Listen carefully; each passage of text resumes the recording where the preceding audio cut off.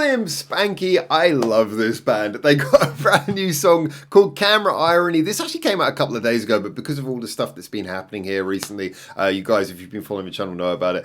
It's taken me a couple of days to catch up with a few songs that I really wanted to, and this is one of the ones that I've been kind of most excited about. So when it comes to Glim Spanky, just there 3 days ago, oh my god, it's got 38,000 views. Do you know what? This is a band who they deliver some of the most incredibly cool, soulful rock vocals, but also these beautiful, simple, direct, but just really impactful guitar lines and rock tunes. I think that every time you listen to a Glim Spanky song, you almost always come away from it feeling extremely fulfilled. But no idea what to expect here. The last couple of songs they've released have been really fun. Actually, I feel like they've been enjoying themselves quite a lot lately. So I'm intrigued to see what we get here. Camera Irony is the way I'm pronouncing the katakana. I can't stand katakana. Like hiragana. Easy. Nice and easy. Kanji, complicated, but worth it. Katakana, it's a real pain in the ass. So Camera Irony is what I think it's called. Let's go. Camera definitely, irony I think is how you pronounce the second bit. Let's jump in, check it out. 3.5 minutes of Glim Spanky. Can't wait. Ooh.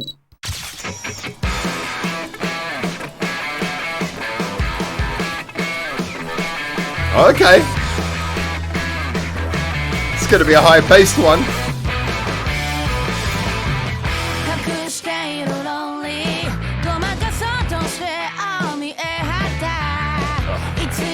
Remy's voice.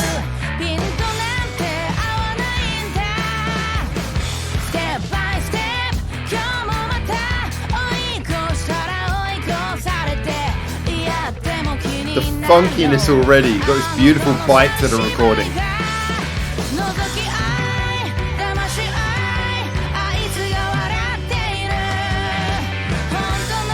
Loving the build-up. I really hope the chorus pays us off.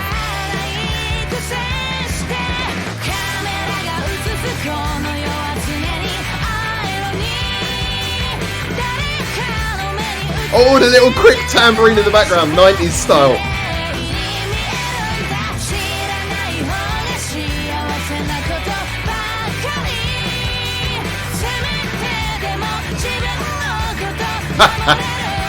It's so good.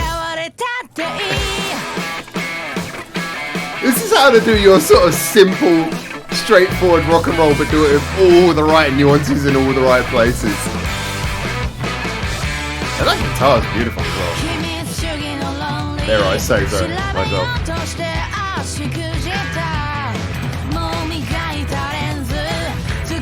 I'm loving the sounds of the drum and the percussion. There's so much going on in the rhythm section of this song.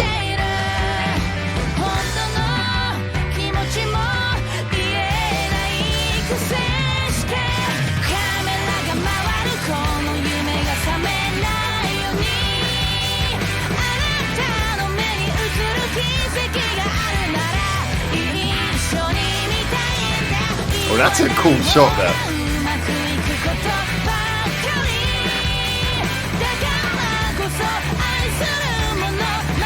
Woo! I am gonna be listening to this song again.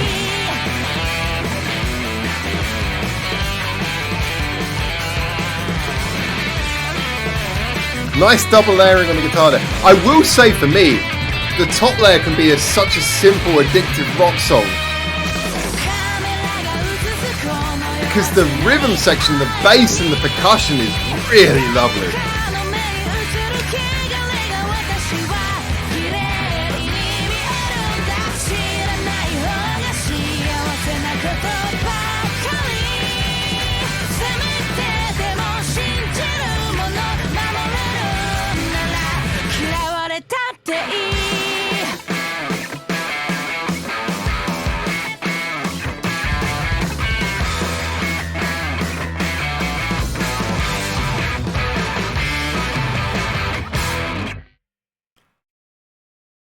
I'm not going to hold you. Stopped that at the right time. It is Camera Irony. Nice. I'm not going to hold you. I fucking loved that. That was really good. Now I've got to work out how to justify it. That's what I'm here for. Really, all I want to do is I want to go back and listen to that again. That was so much fun. That was so much fun. Okay, let me explain this. So often I say things and like, people say, "Oh, you said this in a different song." My opinions are pretty consistent about what I think. There's so many different types of music that can work, but there's certain theories that I think you need for a good song.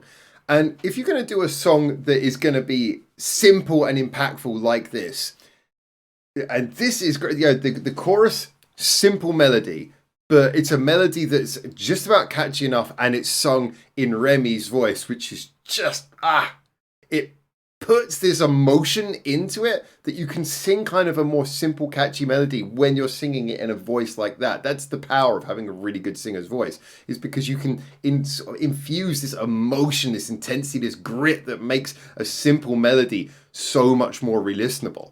Then on top of that, you have the guitar line. The guitar line is very simple for very talented guitarists. Simple guitar line, as they often do, because of the fact that, the guitar is there to give an impact. This is an impactful song. There's no room for twiddling in this, because this song is about having that da da da da ba ba punch punch punch. It's there because it's, when you just look at the front layers of the song, the vocals and the guitar, they're all about punch. It's all about being something simple, easy to take in, where just the impact is very clear. The sing-along earworminess of the melody is very clear. The way that the guitar is going to make your head bob and make you want to air guitar is very clear. All of that's beautifully projected. But of course, the problem is that if you go for doing a song that's relatively simple rock and roll, there's 1,000,000,001 simple rock and roll songs. So how do you stop it just becoming another one of a sea of very addictive but very copy-paste rock and roll songs? Well, I already said that the melody, infusing it with a voice like Remy's, is one way to do that, and a very good way of doing that. Conveys both a bit of extra tone but also a bit of extra emotion. But it's the rhythm section, and this is something where, Grim Spanky obviously get a lot of their influence, can be, whether directly or sort of vicariously, can be traced back to a sort of a Western style of rock music. But where Glim Spanky certainly differ from most current contemporary Western bands is that when you listen to the rhythm section, the bass guitarist is having fun. Yeah, the bass is doing a lot of sort of like heavy stomping rhythm stuff, but is moving around, is separating from the guitar. This is so important. So many people listen to this type of music, and when it's a stomping kind of rock song, it's like, oh, well, the guitar and the bass both have to stomp together to add more energy. You don't need to. The guitar's already adding enough energy, and if you've got a good rhythm to the song, people don't have to be bashed over their head. The guitar is already doing that, so the bass has got a little bit of room to sort of move around, and the bass does move around in this. Not all over the place, but just enough to give a little bit of funk, a little bit of personality in places. Then the rhythm on the drums here is beautiful. That little pre-chorus where it's all over the toms and everything, sort of moving around, building up tension, so that you really feel like there's a sort of a tension. The underneath of the song is sort of moving. The drum beat is this like thing. It's almost alive, the way it's sort of moving around in the verses, and throughout the the verse is fairly simply on the snare for the best part, but again, sort of tapping on the snares, I think it is. That's kind of like an unsettled feeling. You're having the snares kind of on the first beat, isn't it? It's like a tap tap. Step by step. Oh, okay, no, so that's more in the intro, I think. Okay, so we get into that. We're getting a fairly steady beat, but you listen to a lot of the details in the drums.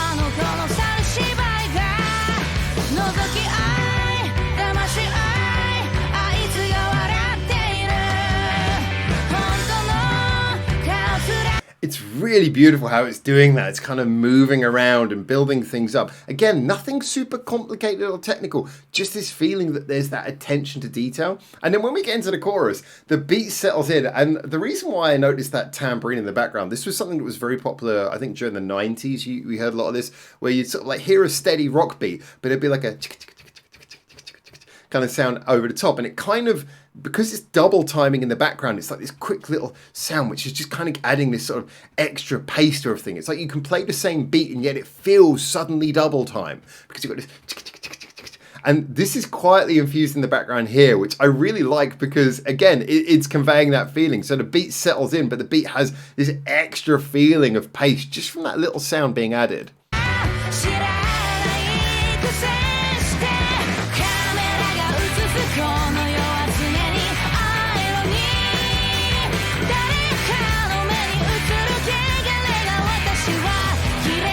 And even there, like when we get in this, it's worth pointing out there are extra layers of guitar, obviously all around, which are kind of in the background doing counter melodies as well. But again, nothing super complicated, just enough little detail to make the song actually have a re-listenable value. I know I keep on harking back to this, but this is so important.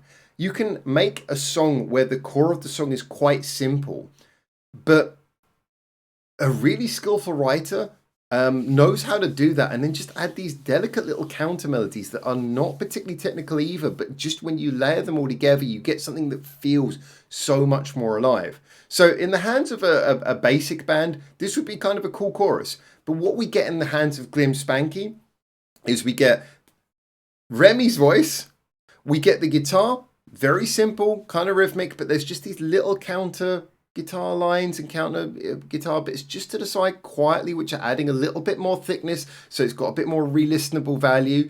Then we've got like the basses being allowed to free up. We've got the drum line, which has got that little bit of tambourine. These delicate details mean that you get a chorus that feels so much more enjoyable, and a song that, you know, builds up to that crescendo through such an interesting route.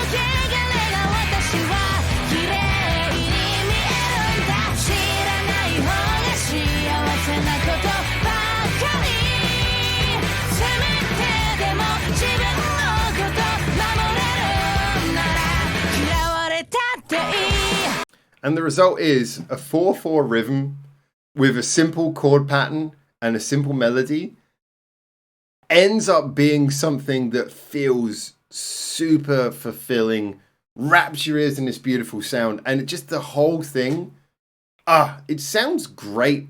It's powerful and impactful, and yet there is... I genuinely believe that I'm going to be able to re-listen to this time and time again because it's got enough detail in there to make it something which is so much more rewarding.